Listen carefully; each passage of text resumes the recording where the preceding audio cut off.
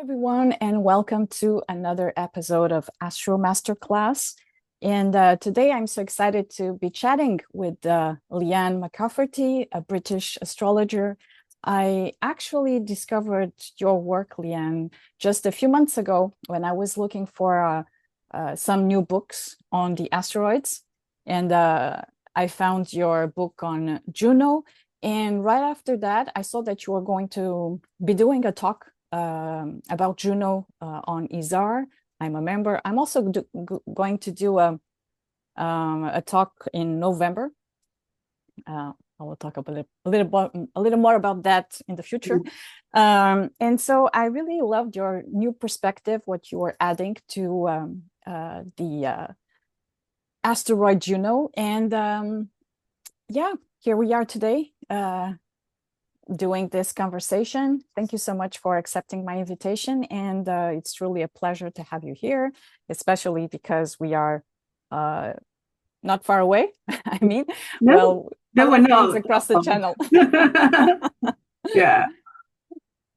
So how are you today? And I'm fine, thank you. The sun is shining here in the northeast of England, which yeah. I'm making the most of because we're heading into the winter, so we won't get much more.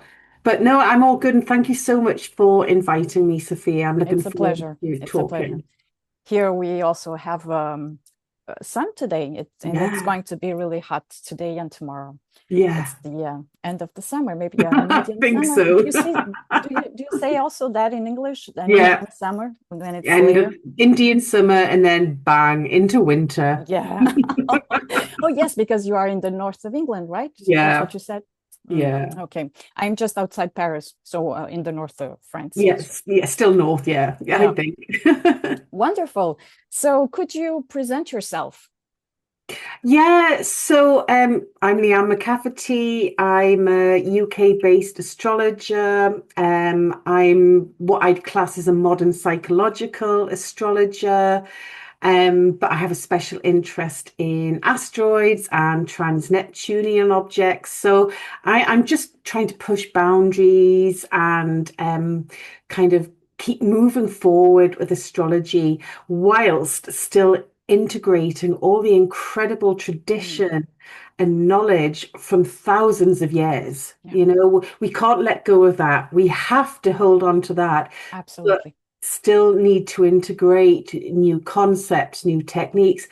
And as our understanding of space and the universe develops, our understanding of astrology surely has to grow and accept that there's more than we currently understand.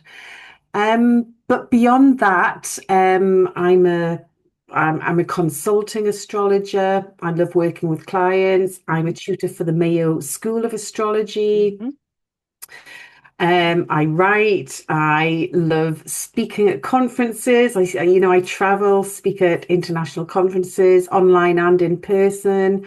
And so I just sort of stretch myself everywhere. Yeah. And then personally, I've got a very strong background in sport. I was a professional sports person. That was one of my previous careers.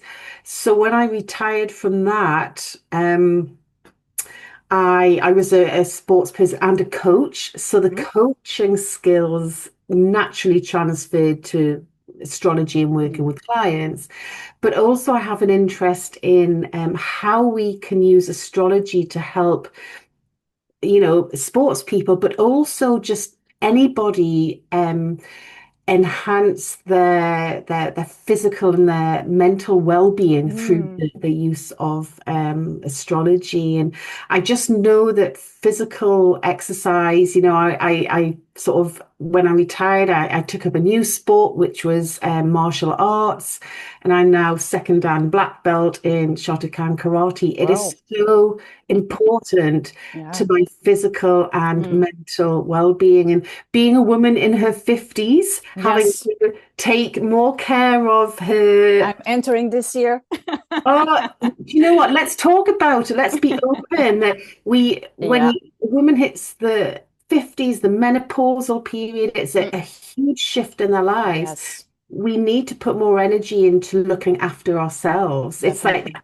iron return thing, isn't it? Yes, it is. And it is. And I'm just so big on, we need to do that. And physical activity in any form helps our entire, selves, our Yeah.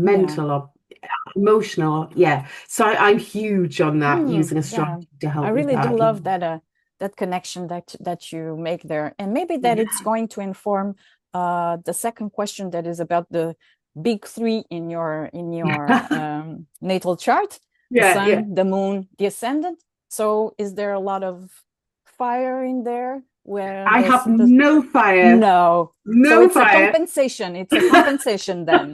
That's what Well, we say. yeah, I've got Neptune in Sagittarius, but I don't really class Yeah. that as No, much it's fire. our Yeah. generation, right? Yeah. No, I'm very earth, water, air. So I'm Capricorn rising with a rising Capricorn moon. Okay. And then I am Cancer Sun. So I'm Oh, kind of a full moon baby, if you like.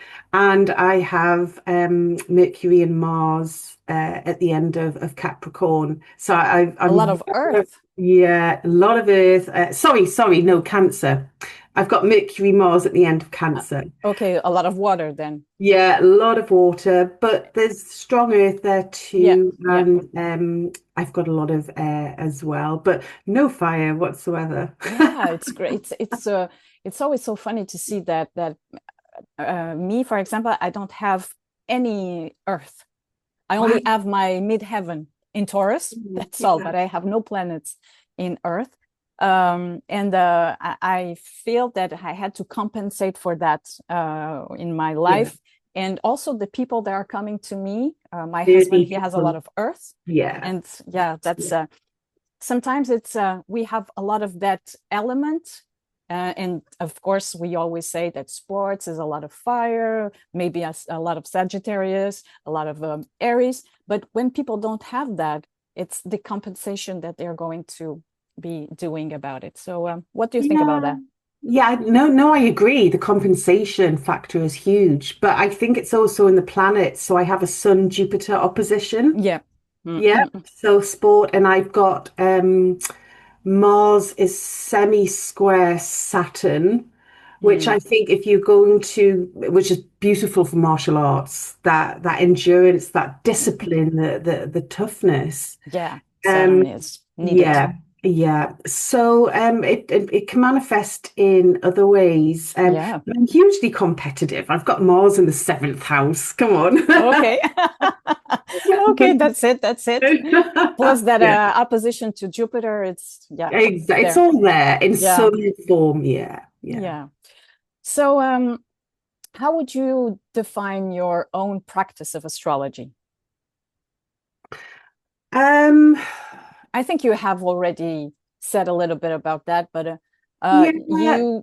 you said also that you are very interested in the asteroids, well, Juno, Yeah. and you are incorporating that also into your way of working with clients. And we all know, well, we had this for a long time. We only had the book by Dimitri George or some Yeah. other books, but really, I know that in France we have another one on series by a French astrologer, but there's not a lot of literature, we could say, astrological literature in the asteroids. No, there's not. And I love research. All right. Yeah, me too. Yeah, I've got Mercury and Mars right at the end of Cancer, sextile Pluto 29 Virgo. So Okay. Greece in the eighth house, right? Yeah. So Pluto and all of that, I love research. And Capricorn Moon loves history. So I Yeah. love going back and finding the patterns. But I'm also I've got Moon Square Uranus. So Yeah. I can travel between the past and the future. So I'm Yeah. always wanting to use the past to move Hmm. forward. And for example, my Juno book, I got so frustrated at the generic interpretations on the internet that Juno just describes the Marriage. ideal long-term partner and etc. And you should only use Juno in synastry. And for years, I'd been using Juno in mundane astrology, started working with Juno in medical astrology, spiritual interpretations as well. So I just thought, right, I've got to pull this together. And whether people agree with what's in my book or not, Mm, as long as I have people thinking about Juno in a new and different way, that's all I'm interested in. Please just think of Juno as something more than what has traditionally been out there. And it will be the same for other asteroids and other sort of cosmic bodies. So it's just as long as I can get people thinking mm. in a different way, I'm happy. Yeah, that's your that connection there. Moon Uranus, Yeah, yeah, wanting to break free from what was expected to do and to bring yeah, something yeah, else new. Yeah. yeah, yeah, So yeah. how did you become a professional astrologer? What was your journey into that? So I've only had three careers in my life. This will be the third and final one. I'm not shifting. So I started off with a scientific background. I worked in research and development. Mm, So, that yeah. fits. Then my sporting passion took over, so I left the corporate career, if Mm, you like, yeah. did the sport and the coaching full time. And then I kind of was at a crossroads in my life. I went through a really difficult time personally, and I just had to rethink my entire life. Mm, Had this urge to go back and study, retrain, but I didn't quite know what I was thinking, something like psychology or counseling, something like that. Then I discovered you could train formally in astrology. There were astrology schools. So I went into, because I was always fascinated with horoscopes and sun signs. So one day I went into a public library, got a book out on teaching yourself about astrology, drew up my own chart, and then, wow, that's what I'm doing for the rest of my life. love Yeah, it. that was it. So, yes, so then I self-taught. Then I enrolled with the Mayo School of Astrology, went through their diploma program, did very well. And then they took me on as a tutor. I'm still a tutor now, years after. And yeah, here we are. Yeah, Here it's we are. amazing. We have that connection that maybe because I'm a Scorpio sun, Wow. you are a Cancer Yeah, sun. yeah. So maybe I'm at the end of Scorpio. I don't know if you are at the end of Cancer. No, my son is a six Cancer, but Six Cancer. Okay, so it's trining. it, Sorry, it's it'll be trying my Mercury Mars, but I have Scorpio midheaven. okay. So I'm at my sun is at the end of Scorpio. And at the beginning of Scorpio, I have Uranus. So your sun is trining my Yeah, yeah, yeah. Uranus, and I have Mars in Cancer at the beginning Oh, of Cancer, oh, lovely. retrograde and out of bounds, Wow. all of that, and in yeah, in Cancer, in detriment, Yeah, but in a new way of thinking about what it is to be a Mars in Cancer, and yeah, yeah. yeah, that's the I had some similar journey Mm, as yours. The idea of having had other professional backgrounds, mm, and then coming to a moment when. But what's funny is that um, I started studying astrology when I was very little, and then I went away from that, and then I come back again mm, on and off, in regards to what I was going through at that time. And then at 36, 37, when the nodal return happens again, that's when I started to think about maybe I could do this as a career, Hmm. which was something that I never ever Yeah. really thought about it. And it was because there was a difficult period of my life that brought me to that. So yeah, just like you said, yours Hmm. too. Hmm. I can see that there's a lot of, and I also feel that when we have a lot of water in our charts, it's also that idea that sometimes we have to be pushed into Yeah. going into what we need to do, Yeah. although we know, but Yeah. it's something that, it's, making the leap sometimes can be difficult. Yeah, it's because water's quite protective and like security and doesn't like to be disturbed too much. Absolutely. And it's different to fire. Fire would just jump and do it, but Yep. water is all about how we feel. And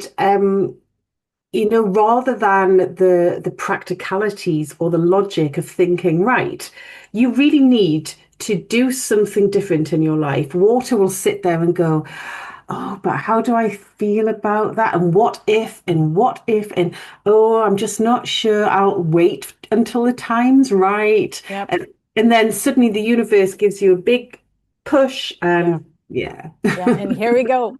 Yeah, exactly. And then um, it just yeah. goes with it. Yeah. So, Yeah. We'll have to take it or leave it, I guess, at that time. It's, yeah. But if it feels right, yeah, if it that's feels when you right. will Yeah. really go with it. Yeah. Yeah. So true. Mm. Um, So, do you stay informed about revivals, developments in the field of astrology? I think you do. Do you think Yeah. it's important for astrologers to do so? Because that's what I would like also to bring to this idea of AstroMasterclass in this podcast is uh, because I would like or astrologers that are already in the field or students of astrology. Sometimes people, when they come to you, I don't know if you, when about your students, sometimes they ask me or tell me, well, I have already studied about that. I know about that. But then when we go further, we understand Mm. that maybe it's not really um, uh, um, something that they master totally yet, or and the question even is, do we really master it totally? Well, so that's why I think that it's important also to to keep on learning, to keep on doing, as you said, the research. Yeah. So do you keep informed about? Yeah, I do, for sure. Obviously I keep updated with all my colleagues. I've got friends and colleagues who do very different styles of astrology to me, Mhm. can be Vedic or traditional, but I respect their work and I keep informed. And Mhm. they teach me, Yeah. just by what they do. But I think I'm working with clients and students, you're learning all the time, particularly students, because students can ask questions. Yeah. And it's like, how do I explain that to the student in the best possible language? So you're always developing the way you can describe Mm. astrology to other people. So that, keeps you you're always learning, you're always developing your own Absolutely. skills. And also just students can come up with the most wonderful insight, Mm? often from a place of innocence, Yeah. and you're like, wow, I'd never thought of it like that. Yeah. Doing links that maybe we hadn't done before. Exactly, Yeah. exactly. So I'm always very, very open. I'm very curious. Yeah. I love learning, and I just stay open, and I try not to close myself off to any opinions. Of course, I have techniques that work for me, We all do, of course. which I'm very comfortable with. But I'm quite happy to try something Mm? new. If it works for Yeah. me, great. If it doesn't, well, I've tried it. Yeah. But I think it's so important in the astrological community not to be closed. So important. I Mhm. also feel that I'm a Yeah. Gemini moon, so Yeah. I love to. Perfect. Like I'm a member like you of IZAR, and we have so much to Yeah. so many different fields of astrology, Mhm. so many videos that we can learn. I'm always open to those, and yeah, it brings a little bit of reflection, a new reflection on a subject maybe we hadn't done the Yeah. link before. So yeah, I absolutely agree with Mm. the need to always be open to that. Yeah. um are there any astrologers or books that have particularly influenced you, and which ones and why? Lots. A lot. Lots. But one of the first was this. This was one of the first books I got from the library, and it is Teach Yourself, The Secret Language of Astrology by Roy Gillett, who's just Hmm. stepped down as president of the Astrological Association. And Oh, okay, yeah. In it's England. absolutely beautiful. It takes you through all the planets, the signs. It's so beautifully illustrated because Hmm. as I progress as an astrologer, imagery becomes more and more Yep. important. And I'm using more and more imagery in my work because an image can spark 1,000 thoughts. Yep. And those thoughts then can turn into writing and dialogue. And so, yeah, I've had a load of Neptune transits to my Mercury and Mars. And yeah, so I've really sort of bought into that. So that was one of the very, The very first first. books. Yeah. Then Sue Tompkins, Hmm. Specs in Astrology. I go back to this Yeah. all the time because Sue is an absolute master. Hmm. And I always I'm like, wow, it's just Yeah. amazing. And do you know one of the key highlights of my career so far? So I was at the Mayo conference in London speaking and teaching back in May this year, and Sue bought a Was there. copy of my Juno Ah. book and asked me to sign Oh, it. oh, And I was like, great. oh my God, Sue, Yeah, thank you that's a so much. highlight. Yeah, yeah, that was a huge compliment. I love Bernadette Brady's. Yes, Yeah, yes, you that can't one, go the there. eagle and the Yeah, but lark. getting back to the subject of learning, so a couple of years ago, I did a medical course with Wanda Seller. So her book, Introduction to Medical Astrology, is Hmm? incredible. I've got Jim Lewis's astrocartography book here. Hmm. I've got Celeste Teal's book on eclipses. Oui, yes. David Hamlin's harmonic books. Yeah, just all sorts. Classic books. Yep. Classic. Yeah. Yeah.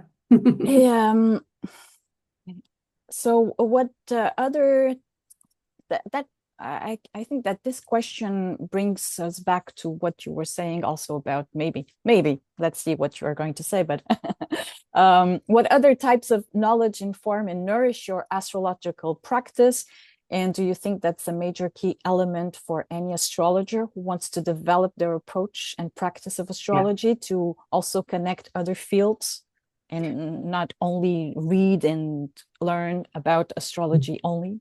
Yeah, yeah, for sure. So I came into astrology later in life than some people. So I'd had quite a lot of life Hmm? experience. That makes a huge difference, Yeah. definitely. But I'm an observer. I watch the world around me, and that can be watching the news. So I do a lot of mundane astrology. I Hmm? have to keep up to date with the news. But it can just be watching, I'll go out for lunch or I'll go to the supermarket and I'll just watch the dynamics, what's going on, and study them. I read a lot of fiction and fantasy books as well as sort of other books. I And you are watch, always finding I'm the always archetypes finding, in them. yeah, always. And I Yeah. watch a lot of films. Mm. And a lot of things on TV, and I always interpret them and I use them in my work with students and clients. I'm like, did you see this film? Yeah. Did you see the message in that? Did you see the meaning in that? That really represents, how you might feel at the minute or Mm. things like that. And I just put a very short YouTube video out this morning, which is on my social media about this eclipse Yeah. because the eclipse this weekend at 29 Virgo, and it's like what I feel, a million of other people will feel as well, and you can see it out there in the Mm. collective. And, I was feeling this sense of pressure. And at the weekend, I was like, when you just search for something to watch on TV, right? And this can be quite hard. I've got Venus and Gemini. I've got Mhm. Disney Plus. I've got Prime Video. I've got Netflix. I've got Too much choice. I've, I've got I've got every single streaming platform that you can imagine. All right. So I'm going to sometimes it takes me an hour to find a film because Oh I'm yeah. the one. Anyway, I ended up on National Geographic watching a film about cavers, right? They're Mm. trying to navigate the deepest cave in the world, which is in Mexico. All Oh right.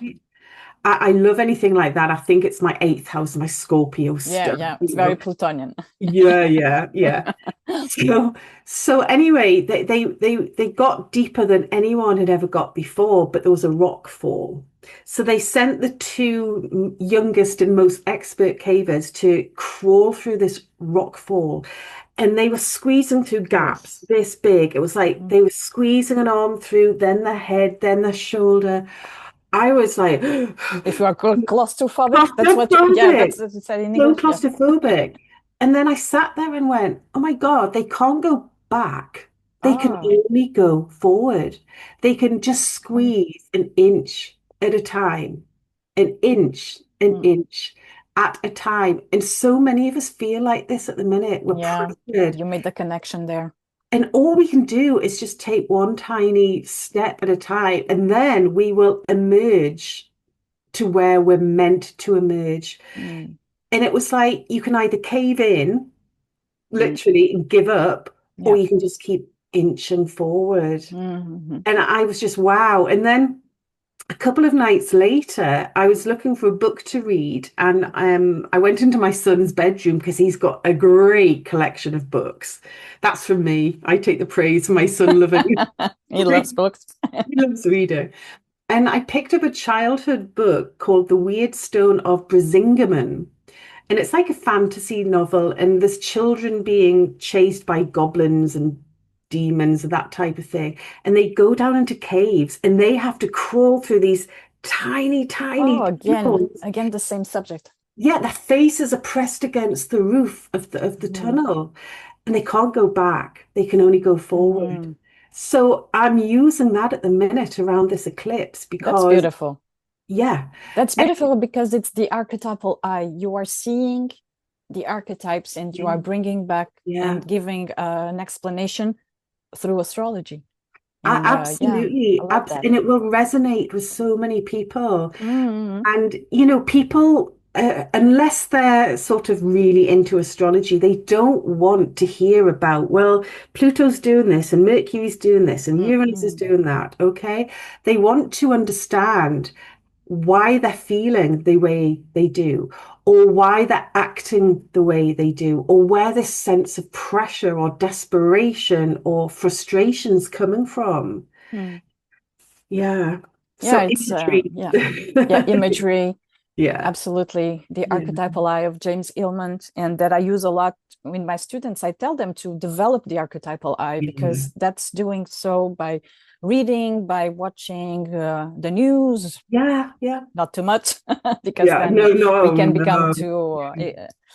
But the idea of going and being really in, as you said, in observation mode Yeah.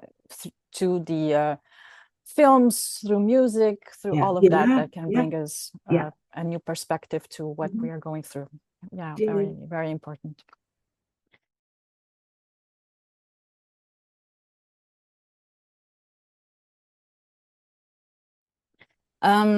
So how do you approach sensitive issues or potentially difficult or more challenging, transit progressions in a consultation with a client? So I always give clients an option. I'll always say to them at the beginning of a consultation, especially if they're new clients, I'll Yeah. say, if anything is too sensitive, just tell me to stop. Oh, beautiful. I haven't heard Yeah, about that just way of just doing it. just Lovely. tell me to stop. If you feel too uncomfortable, we Hmm. can leave it. We can come back another time, or you can just go away and think about it. But please tell me to stop. It's Hmm. I've just had a really funny image coming to my Yeah. head. When people who are into all this like S&M or dominating sex type thing, they have a Yeah. safe word, right? Oh, It's yeah, like yeah, yeah. it could almost be like that. Yeah, that's a bit of an extreme example. But it's like give the client the power Hmm? for just say stop. Hmm. Give me a moment. Let me decide if I want to talk about this more. Your Cancer sun acting Yeah. right there. Yeah, I think so because I want to take care of my clients and yeah, and often if my clients, cry, I can feel myself wanting to cry as well. Yeah. It is that cancer stuff. But I'm not afraid to dive deep into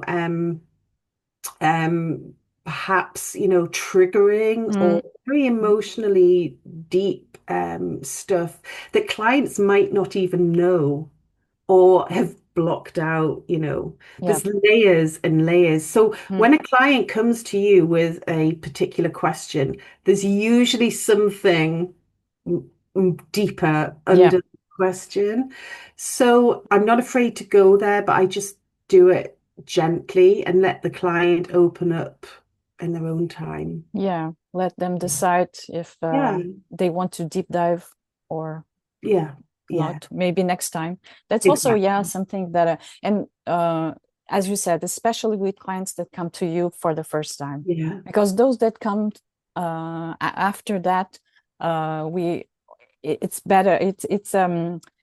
Well, what I mean is that it's difficult to go really deep, Mhm. maybe in the first Yeah. consultation, that when the client knows hers a little bit better and we know them a little bit better. Trust. It's about Yeah, trust, isn't trust. it? Yeah. Yeah, the Yeah. trust um, Mhm. to try and yeah, bring that to the table, of course. And it's of course at the beginning it's a little bit more Yeah. tricky to do Yeah. so. Yeah. So what do you prefer in your practice of astrology, the subjective experience or the technique, and why? And if you have a favorite technique, which one is? Oh, well. I I know think it's a little bit polarizing, but no, it's fine. It's fine. It's how you synthesize all of those. So like I was saying, as I progress, I've gone probably a little bit more into the imagery and very deep yeah. into the Hmm. subjective side of things. But that has to be grounded or supported by a really strong technique. Technique. So Yeah. so with all my students, for example, I teach them straight away to you must understand the placements from a technical perspective. You must Hmm. understand the aspects, the orbs, the conditions of the planets. And Hmm. I'm a modern astrology, I'm not so bought into the fact that Cancer's considered not to be in the best condition Hmm. sorry, Mars in Cancer's not in the best condition. Tell that to me, who's had a very successful sporting career, type Yeah, thing. yeah, yeah. Um, but we need to understand the rules, and then we can start playing with the rules and allowing the more subjective divinatory side to come into things, Mhm. if you like. So yeah, yeah, I'm very strong on good technical understanding. Technique wise, I love using solar arcs, directions, progressions. They just unfold the layers. Oh, So you use it- solar arcs on yeah. every consultation. It's the technique that you use the most, more than solar returns. for example? Yeah. So this would be my order. So if I have someone new Yeah. coming to me, I want to understand what's going on. So the first thing I would look at would be their solar arc directions and progressions, then the transits, then I would go into the solar returns. And I love solar returns, I do. Hmm. But I just think the solar arcs and progressions tell you more about the Yeah. bigger themes and patterns in life. Hmm. Um, so yeah, and then obviously I'll introduce various bodies depending on, the theme of the talk. So I love working with Black Moon Lilith, Hmm. the goddess asteroids, and then the trans Yep. Neptunians, which I probably use more in mundane work, to be honest, the Yeah. trans Neptunians. You mean you work with Sedna and Yeah, okay. Maki Maki, well, Mm, Meek Meek, Haumea, all of those, but yeah. probably more in Yeah. mundane work. The Yeah. it's such a big They're more collective. cycles. Yeah, yeah, Yeah, they're collected. much more collective. Yeah. Um, and this next question is about the boundaries. What boundaries do you set for yourself in a consultation, and what do you and do you think it is important for astrologers to know about boundaries when doing consultations? We you talked a little bit about that when you said that you ask the client if Yeah. they want to go deeper or not. Um, do you have other things that you do for yourself in the consultation that maybe the client doesn't know? I mean, what about this is a question that can come for some astrologers. I know that I had that at the beginning when I started doing consultations, a problem with the time Yeah. of not going after that. Sometimes I still do. Yeah. Yeah. Maybe that's that water again. I don't know. I think it comes with experience, and the time is a really important thing. And one of the things that can impact the timing of the consultation, let's be honest about this. If you're a consulting astrologer, you're making a living from this. This Mm, is if all of your appointments in one day run over time, you're going to sort of limit yeah. your productivity and what you can make. It's like if you Mm, went to see a doctor or a dentist or a lawyer, they would limit absolutely. the things. So we have to bring that professional side into it Mm, as well. But I think one of the main reasons we can run over time is because we try to include too much. mm, And what I've learned is less is more. yeah. So you'll often find with a client that there'll be one or two overriding themes going on in their Yeah. life, um, with the layers underneath that. So just try and go into the one or two themes. You don't need to go into every single Yeah. little aspect and midpoint and Oh God. everything in the chart. It's those big themes that are impacting the client, and that's why they have consulted you. And at the beginning, did you had that notion, or let me just give you an example. When I really started doing the consultations, I had two consultations a day, Mhm. and I would do the work on them a day before, and I would spend hours, I mean hours, Yes.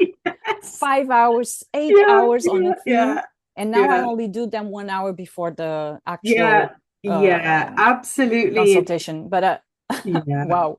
Yeah, I know I was the same. It could take me 2 days to Oh, prepare for one client, but now I'm like that. Maybe I just need an hour yeah. beforehand if it's Mhm. a new client, and straight away when I look at all their directions, progressions, etc., I'll see the themes. Yeah, you Also, pinpoint yeah, the absolutely. And one thing you can draw up is the chart for the consultation time. yeah, Because that the, will the give a client might say, right, this is my question for our mhm. consultation, but something else Yeah, is it's bubbling under the surface, and that can show up in the chart for the consultation time. Yeah, Definitely.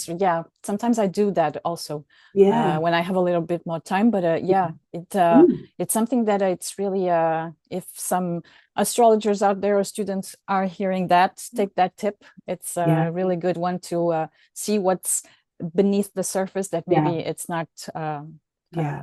being completely said at the Mhm. beginning.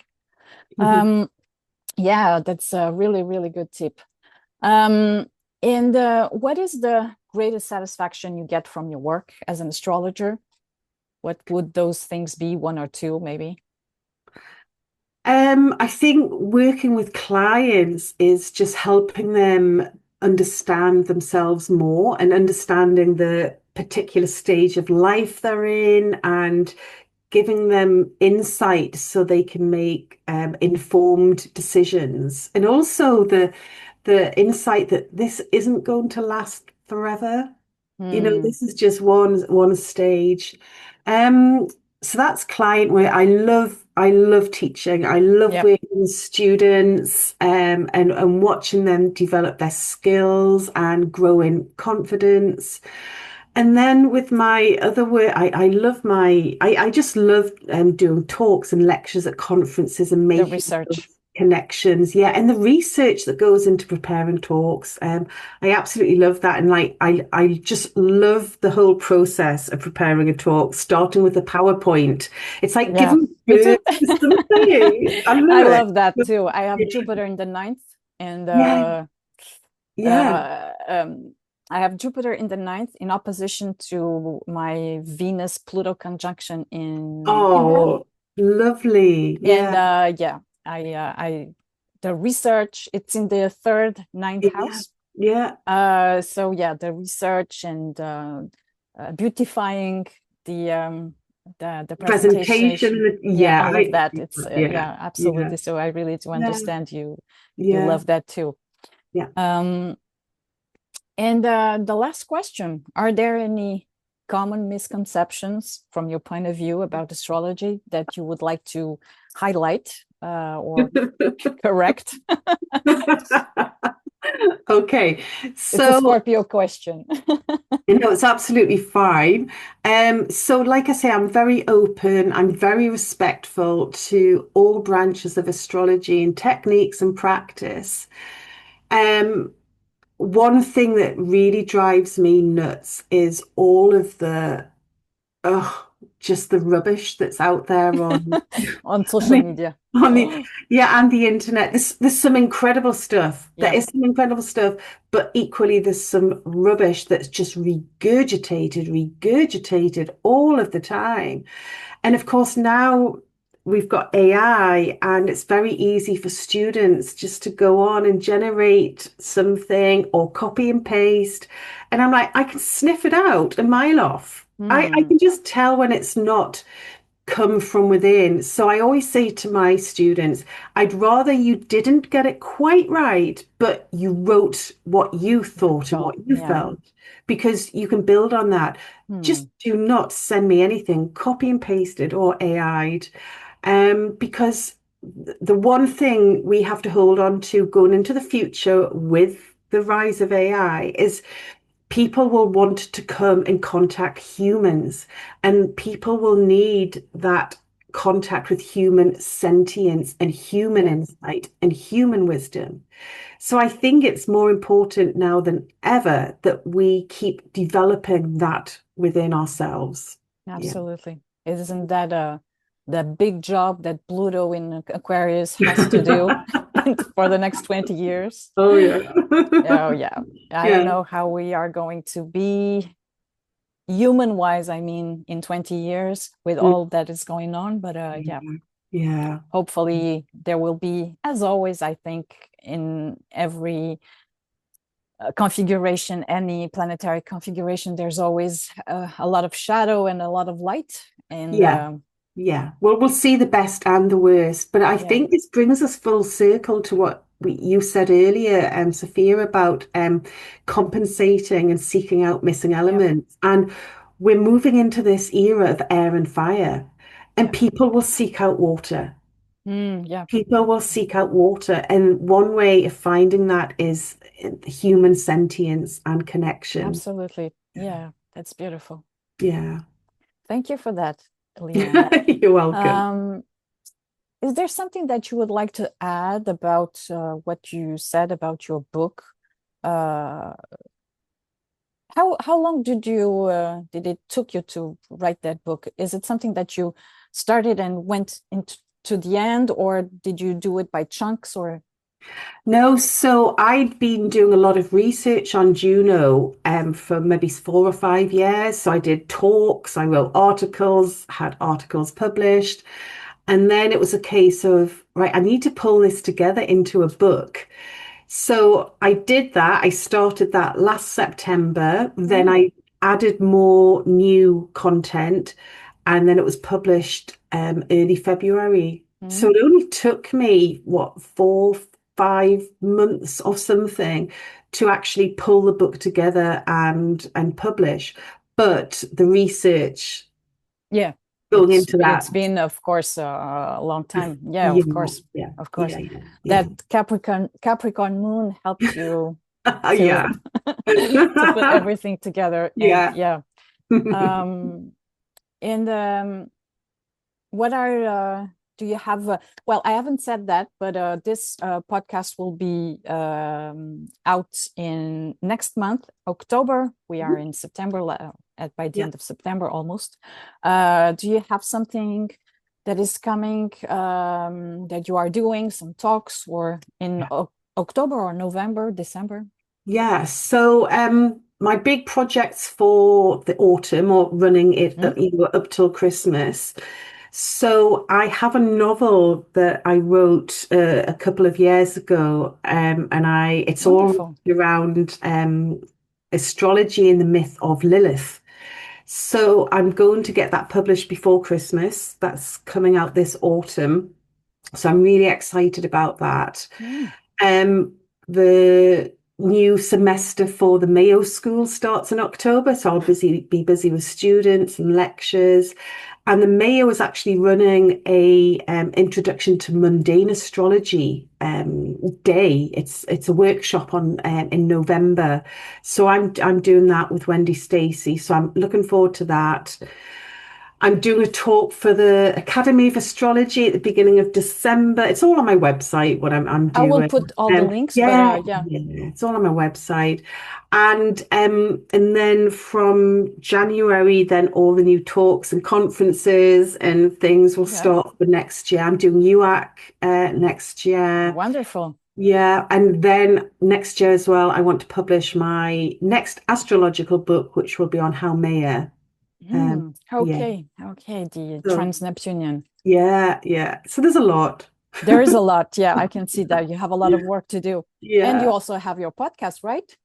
Yeah, yeah. So my podcast is doing great. That's been really well received. So I've got guests booked for the next, oh yeah, Several up till months. Chris. Yeah, yeah. So I'm enjoying doing that. And that's really good fun, to be Yeah, honest. it's really fun. And I've just launched a new monthly newsletter, which is free. All people have to do is subscribe to my website. So I'll be sharing lots on that. Great. And yeah, and then I just will put all the links to your yeah, website, to your podcast, and then mm, from then people can yeah. contact you and see what you're going to do in the Thank next few you. months. Yeah, thank you. So thank you so much, Lianne, and wish you all the best for everything that is coming. And talk to you soon. Oh, thanks, Sophia. Take care and all the best to you too. Thank you. Bye, Bye. Lianne.